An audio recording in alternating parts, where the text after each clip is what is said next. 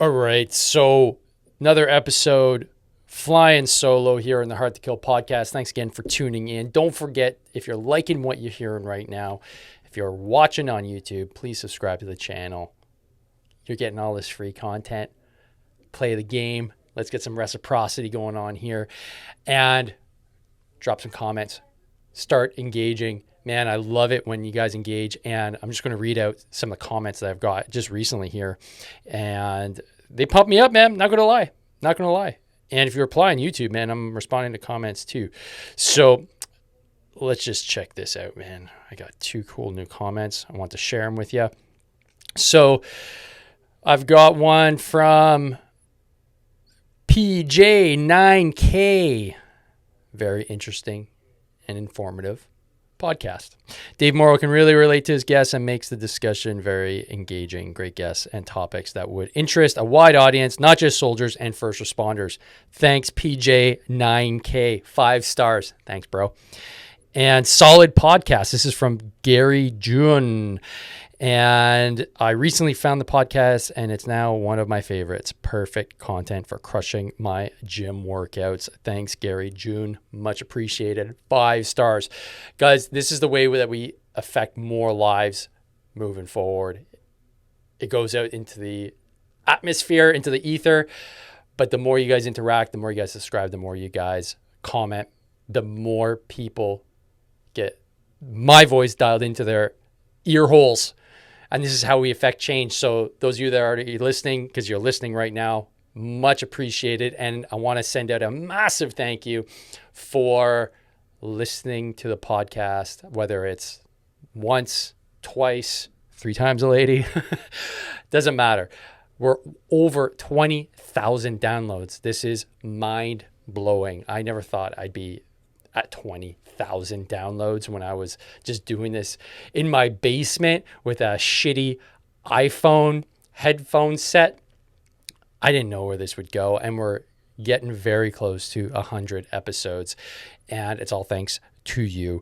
So with that said, we got a lot on the go here. I wanted to go over just a few things that are happening within the Hard to Kill community and make sure that you're tracking so that you can get the most high-speed information possible. So we've got a new pod out, new podcast episode. It was released on Wednesday, and this episode is with Dr. Mark Beauchamp and Rupert Whitting. So they are part of the University of British Columbia team. Dr. Mark Beauchamp is the lead researcher for the PASS program and for the PACE program. Now, why is this important? Well, it's because in collaboration with myself and Dave Morrow PT, we are doing a collaborative study on the effects of PT on exercise for, in my case, specifically for retired female CAV veterans to see the qualitative and eventually quantitative benefits of partaking in an exercise program, in this case online, and we're using our backbone of the Athena program.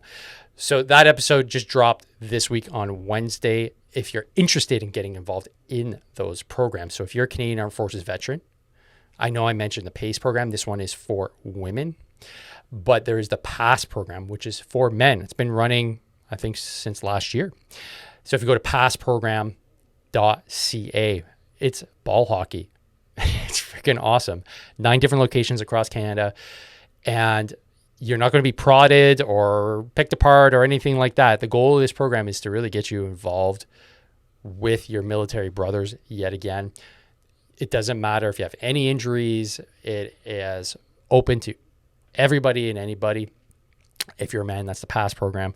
I strongly recommend you go check it out, passprogram.ca. And then the PACE program, if you're interested in hopping on and being involved in this study, don't forget it's a study. It's 100% free. You just have to partake in the study itself. You go to pace.study@ubc.ca. I'm going to be dropping all that in the show notes. So really excited about that because we all know where this could possibly go, right? We could potentially have PT, so exercise as part of your recovery plan, as part of you leaving the forces, as part of transition. Because as we all know, and what I preach all the time, Anima sana, corpore sano. Okay, a healthy mind and a healthy body, and the mind follows the body. So we can do a ton of work on our mental game, right? Get the mind mechanics in there, start helping you address some trauma issues. But ultimately, we need to address the physical as well. We are a big holistic being that cannot just be treated at a spot level, so one instance at a time. Everything is interconnected. We need to address the fact that we have a very, very big need to be physically active and to be physically healthy. And that translates also into mental well-being. So that's one thing I want to go over today. We have also new merchandise that is in the works for the podcast. So shout out to Corey Hat, Mad Hat Industries. Thanks so much for sending me the original designs. They look freaking sick. So more to follow on that, folks. If you're looking to get some cool Hard to Kill podcast t-shirts, I would love to hear if you'd like one. So if you go to the Hard to Kill podcast on Facebook, you can start dropping me some comments, tag me, say, hey bro, yeah, count me in. That'd be freaking sweet. Next, we have the 30 to Lean challenge. You may not have heard about this. This was a challenge that I put together as a test. So I took 10 individuals, took them on a little journey for the last 30 days to lose 10 pounds. Let me tell you, it's going pretty well. So shout out to Paula, shout out to Tim, shout out to Steph. Everybody's losing weight. It's freaking awesome. And you know what? You don't need any crazy PT. We're just working on habits. This wraps up this week. Now, will I run it again? Oh, hell yeah.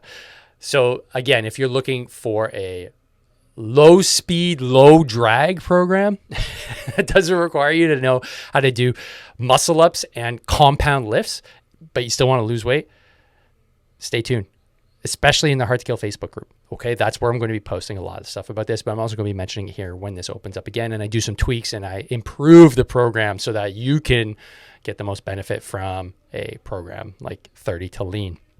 Additionally, I want to shout out some awesome wins from some tribe members that are putting in the work and seeing results.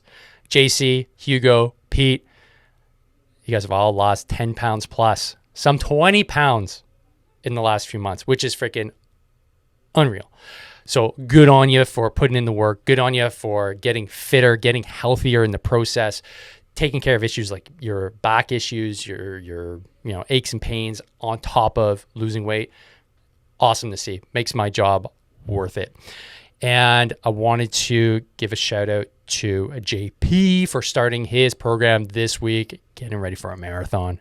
We're going to be chatting a bunch today about a few things that are going to be related to marathon, but good on you, JP, for taking the plunge, for getting after it and getting ready. And we're in week 1 and it's going to be awesome. Additionally, next week, I'm going to be running a webinar in the Hard to Kill Facebook group on how to get ready for course and selection. We all know these are coming up in the summer. Some of y'all are getting panicky. Oh crap, it's been 2 years. I'm not ready for PLQ. Oh crap, I'm not ready for name the course, name selection, whatever you're trying to go for. Spring's coming, all right? Time to get ready. So I'm going to be doing a little seminar. It's going to be held on next Wednesday, 2000 hours in the Hard to Kill Facebook group. Link in the show notes. Okay, so the meat of today's rant is all about junk training. And lo and behold, I have some inspiration from Dr. Peter Attia. Surprise, surprise. I know if you listen to this podcast, I reference him a lot because he's in my wheelhouse. Like he's in my brain. He's always putting out content that is just spot on. So I'm going to comment on it. He recently had on Ryan Hall. So let me just pull that up here. So Ryan Hall here, if you're taking a look, it's episode 199, Running, Overcoming Challenges, and Finding Success. Now, Ryan Hall is the fastest American ever to run the marathon in 2 hours, 4 minutes, and 58 seconds. That's how much I run my half marathon. Wow. Now, to put that in context, Kipchoge, I don't remember his first name, but that was the Kenyan individual that ran the world record for the marathon, which was sub 2, I believe, which is cuckoo bananas. If you can put that in context, like most of you have run I can safely assume that. Running a 5-minute kilometer is freaking fast, right? Well, imagine doing like a 4:10, right? Imagine running at a 4-minute per kilometer pace for 40 plus kilometers. That is so insane. I can't even wrap my head around it. Anyways, the reason why I bring this up is that the episode here with Ryan Hall, they chatted about things like training zones and the importance of being in a good training zone to improve things like cardiovascular endurance and muscular endurance. And what we typically do is like train in a garbage training zone.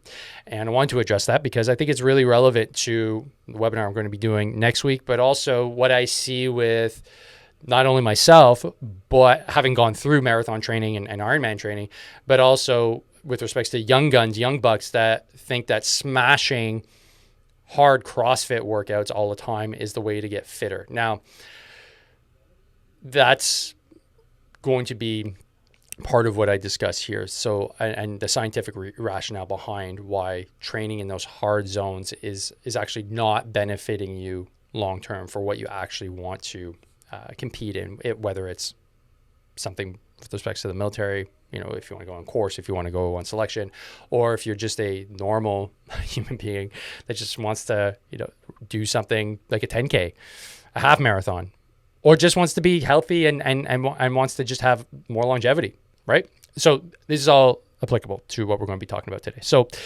I've got Peter Attia's podcast here. First thing I want to touch on is what are your aerobic zones, or I should say your metabolic pathways.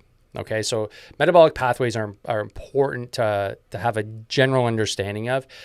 And my first introduction to this was in university when I was studying biology, but it never really coalesced and made any sense to me until I started looking at CrossFit. And CrossFit was great at allowing the science that could be relatively complex for those that aren't taking a bachelor's degree and distilling it to the everyman. And CrossFit.com was great for that. The CrossFit Journal was awesome for that. And so I was able to just put two and two together and be like, oh, now that makes sense. And let me just explain to you what I mean by the different energy pathways or the metabolic pathways. So up here on the screen, what I have, and if you're just listening to this on iTunes or on your favorite podcast player, you can head to the YouTube channel and it's at Dave Morrow and brackets hard to kill. And you can see what I'm posting here. But essentially, I'm posting a graph that has 3 different curves on it. The first curve is a high spike curve. So percentage of total energy is on the y-axis, and then you have time in seconds on the x-axis. So the first curve is really steep and drops off really fast. Okay, this is what we call the phosphocreatine pathway. And essentially what it does is it gives you the ability to have a maximal effort in about under 10 seconds. So imagine you have a sprint to do, right? Typically you have 100-meter dash sprinters, they run it in under 9 seconds or under 10 seconds. Hey, correct me if I'm wrong, but I'm pretty sure Usain Bolt did it in 9:24. Anyways, so you can see that's maximal effort and that requires a certain metabolic pathway. Now I'm not going to get into the nitty-gritty of the actual pathway itself, but suffice it to say, this is a pathway that you can train and you can get better in because it forces you to use the phosphocreatine metabolism to get energy to your cells to do stuff. You surpass that 10 seconds, well, guess what? You're not going to be able to hold that threshold, that maximum effort threshold. You can't hold a 100-meter pace for 200 meters, 300 meters, 400 meters. I think we can all agree upon that. So therefore, you have to move into another metabolic zone. You have to move into another metabolic pathway in order to fuel you moving forward. And that next pathway, if we're looking at the graphs here, is less steep, but peaks out at around 60 seconds. Typically, you can go to 120 seconds-ish, so 2 minutes. This is what's called the glycolytic pathway. So this is the mid-range kind of zone where you can sustain a really high effort, not at a sprint, but close to it. So this is typically where we look at high-intensity training. So we're talking about HIIT, high-intensity interval training. What people tend to do wrong is you're doing high intensity for too long of a period of time. what's actually supposed to happen, if you want to train that glycolytic pathway, you need to do, that minute of work or even that 30 seconds of work, and then take adequate time off. It's intervals. It's not meant to be long term and sustained heart rate for too long, because that's oxidative training. And if we look at the other graph here, it's much less steep, and it progresses and carries on for infinity, technically. So anytime you surpass that 2 minutes, that 120 seconds of effort, now you're moving into the oxidative pathway. So that's what we typically call cardio. So when you go for a run, let's say that's at a moderate pace, you are now using the oxidative pathway. Now, any one of us that was in the military, if you're in the military, you know this pathway inside out and backwards. This is what we typically train in. The military, and especially the infantry, the base level of fitness needs to be aerobic. We walk long distances. We run long distances. We grind it out for days. This is an aerobic capacity issue. You need to be good baseline aerobically. That's why if you've been on course, and I've been on course numerous times, typically the high speed football players would typically have a hard time at the beginning because they weren't used to that type of training. They weren't used to those long runs, those long periods of sustained effort, until they switched over. Now, when I was a young buck, I didn't understand that, but they would typically have that point during the training phase, like it was 2-3 months, that they would just adapt, and they were athletes, they were fit, they were able to push through and just like everybody get through the course. They had that baseline strength, but they're used to that explosive, either, and for a football player especially, that phosphocreatine level of exertion, so that 10-second blast, as opposed to the oxidative blast or the oxidative long steady pace cardio that typically the military does. So that was all to say that now we have an understanding of the different metabolic zones and where you need to be in order to improve one or the other. And it really depends on your goals. I want to focus today more on the aerobic function, so building your aerobic capacity, because this is where I think a lot of us, now that we've seen a lot of stuff online, we've had experience to CrossFit, we think, well, I guess the best way to get my aerobic fitness up, so my cardiovascular fitness and even your muscular endurance up, is to do really hard, high intensity work for prolonged periods of time.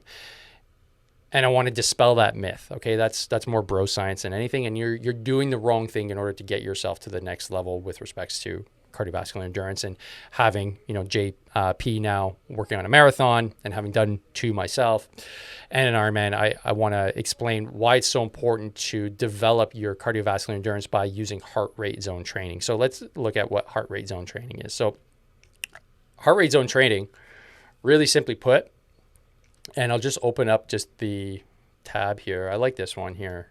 I have this opened up on Facebook. Whoops. Okay, so if we're looking at building your aerobic base, and Peter Attia goes into this in his podcast, you have to be in that zone 2. Now, I'm going to explain zone 2 as being in the aerobic zone. So that's 70 to 80% of your maximum heart rate. I'm going to refine that a little bit in just a bit, but let's just take that as our benchmark. Some will say, oh, that's not zone 2. Okay, I get it. There's no hard line science defining what zone's what, okay? But let's just assume, for all intents and purposes, 70% to around 80% is your zone 2 heart rate zone. So in order to know your general maximum heart rate, the equation is typically 220 minus your age gives you your maximum beats per minute, okay? And if that's the case that for you, like I'll use an example. Like for me, I'm 40, so therefore 180 beats per minute is typically what my maximal heart rate should be, okay? Now, that can fluctuate based on your actual fitness level, but typically your maximal heart rate declines with age, okay? So why zone 2? Well, zone 2 is what we typically call the aerobic zone. And if you've ever trained in zone 2, it is crazy slow. Like if you've done any amount of running, to start working in zone 2, it's like you are walking. And this is a big shift I had to make once LP, so shout out to LP Bujo for planning out my marathon, my my Ironman training, to do all this zone 2 training was so hard. And to keep my heart rate in that zone when you know you can go faster. It's psychologically difficult, but the benefits are amazing. And when you're doing marathon work, or when you're doing anything where you're going to do an event that requires long distance endurance, you need to train in this zone. It builds the foundation, full stop. So if your goal is that, start working in zone 2. It doesn't mean all you do is zone 2, but the foundation, the actual foundation of your training needs to be focused around that zone 2 training. Okay, so the training's not that hard. You can hold a conversation while you actually run in zone 2, and you build your cardiovascular endurance. But how do you measure that you're actually getting fitter?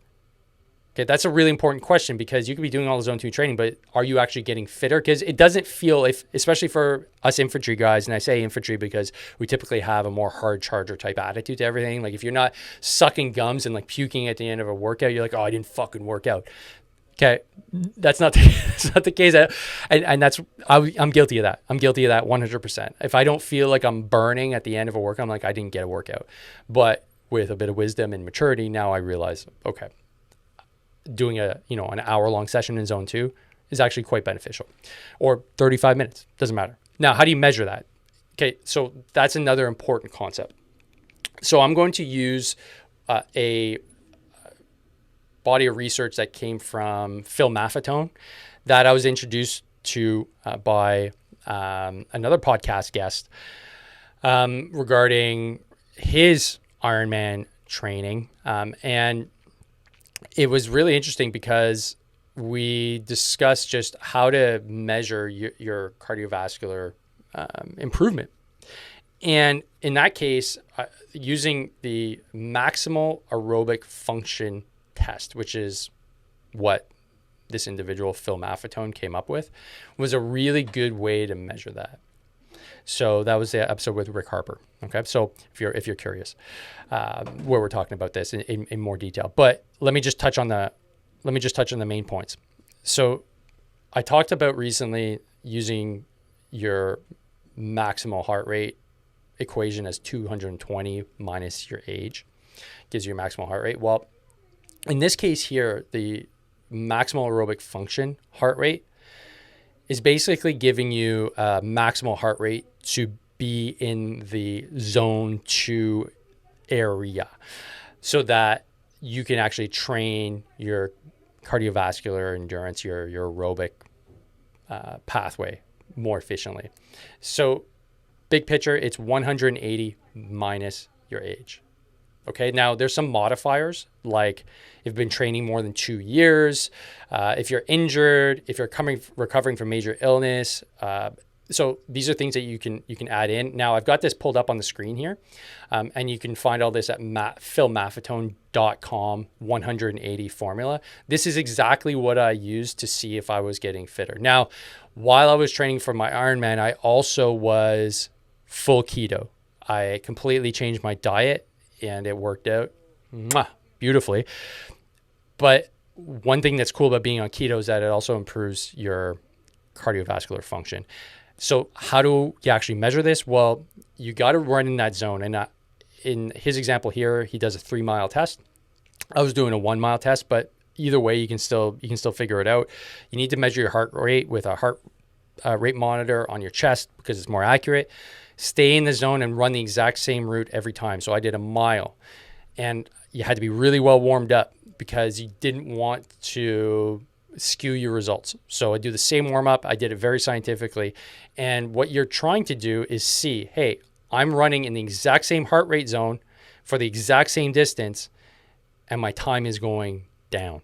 If your time is going down, that means you're cardiovascularly more fit. Does that make sense? You're controlling two of the variables, which is the distance, okay, and the heart rate. But what you're trying to improve, or what you should see improving, is the actual time it takes for you to complete that mile. Now, in a 3-mile test, your first mile should be the fastest and then should progressively just get a little bit slower. If at any point your test gets a little bit faster, let's say mile 2 or mile 3, that just means you weren't warmed up properly enough. Okay, so don't forget, this is all in like the zone 2 area. So you're not going to be huffing and puffing. You're going to be running really, really steady, but you just need to keep an eye on your watch and make sure you monitor your heart rate. So that's the maximal aerobic fitness test. Really, really great way to just measure your cardiovascular fitness and how it's progressing over time. You can do this every week. I was doing this every week. Okay, it's just a measure, and then you can track how much fitter you're getting, and it's impressive to see, and it gives you a little boost, right? Because it's a win when you see your cardiovascular fitness improving. And I guess what's the last thing I wanted to cover? I think that's it, guys. I think I've said enough. Yeah, that's it. So I guess to summarize, let's do less junk training. So let me explore that just a little bit more. What did I officially mean by junk training? I meant if your goal is to get cardiovascularly more fit and to do long distance events and to be a better soldier, you need to work on your cardiovascular fitness. And in order to do that, you need to stay in a certain zone of training. Now, what I didn't touch on is the high end stuff. The high end stuff is where your heart rate is substantially higher, okay, than zone 2. You're in the zone 4, 5. When you're doing those sprints, you need to ensure that you're actually sprinting, that you're actually at maximal capacity, that you're actually pushing your heart rate close to maximum for a very short period of time and taking ample rest. There you will improve, if you want to just call it globally, your anaerobic capacity. Okay, that is an important type of training as well, and will get you aerobically fitter as well. Okay, so you need to make sure you build all your metabolic pathways so that you're globally generally prepared for anything that's thrown at you, assuming that you're a soldier and assuming that you're just a generally prepared human being. For any elite athlete in a specific category of events, let's say a sprinter, they're not going to work on their cardio. Why would they? They are an elite sprinter. So take that with a grain of salt, but the overwhelming majority of you, I'm assuming you're a generalist. So train as a generalist would and work on that cardio using the tools I just gave you here, but also sprinkle in some really high intensity stuff. But the key to high intensity stuff is to take ample breaks between the intervals. And I think where most people fail is they do a really hard CrossFit workout. It's a 20-minute AMRAP, right? And their heart rate's jacked up at like 175 the entire time, and they're just sucking gums. Okay, cool. But to do that every day, to do that as part of your regular routine, all you're going to do is incur tons of stress. And I've been in that pain cave before. I know what it's like to be doing, 4 CrossFit workouts a week and getting fatter and my joints hurt and not understanding why I'm not getting jacked and losing tons of body fat. Well, I finally found out that it's because my cortisol levels, because I was so stressed out from such hard workouts and not feeding myself well enough, not resting enough, that I was just incurring way too much stress in order to recover and to be actually able to benefit from it. And once that wisdom set in, then I was able to actually start seeing body fat loss and actual strength gains. And so if you're in that boat, if you're like, man, I'm working like crazy, I don't understand why I'm not seeing the gains, maybe you're going too hard. Maybe you are jacking your heart rate up for every one of your workouts for too long of a period of time without ample rest. And your central nervous system is just like, bro, what are you doing? And your hormones, when under stress, you will produce a ton more cortisol. And cortisol is not all bad, but chronically it is. It stimulates the production of insulin. It then interferes with the ability for testosterone to do its job. It can keep you up at night, which then compounds things. This is a downward spiral of shit that you do not want to be in. Okay, so keep that in mind. Too hard of training all the time jacks up to cortisol, prevents you from actually seeing the gains.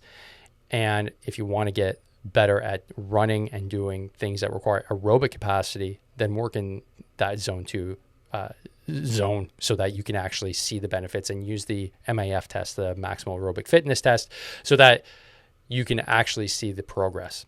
So I hope that's beneficial. I'm going to be dropping a bunch of links here on YouTube, but also in the show notes on Apple iTunes. And if you have any questions, the best place to reach me, head to the Facebook group. So that link will be here in the podcast as well. So you can come join, ask a question, tag me or tag any of our coaches, Audrey or LP. They'll be glad to answer any of your questions. And folks, don't forget, as always, train hard, fight easy. Peace.